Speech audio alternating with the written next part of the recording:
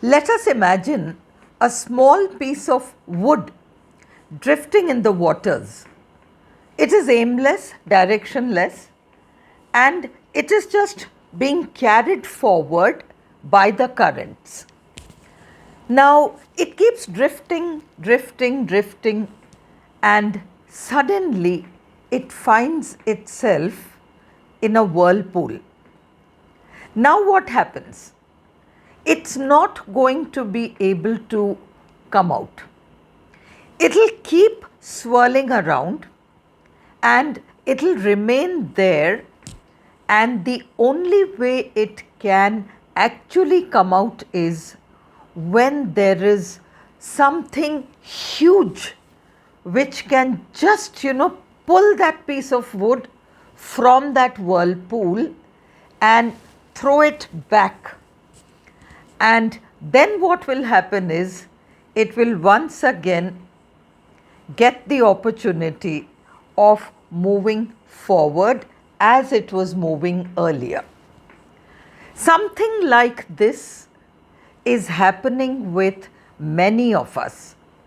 We are not aware that we are mentally drifting. And we are mentally drifting like that little piece of wood because we are carrying an emotional pattern, and that pattern has the power to distract us from whatever it is that we actually need to do.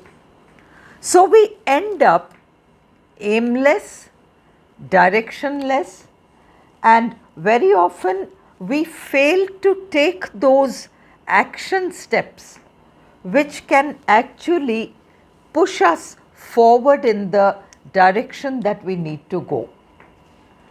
When problems come in life, it is almost always because of an emotional pattern, and the problem has shown up because it is now going to allow you to come out of that hypnotic whirlpool, and you will once again be back where you need to be, but this time you have a choice.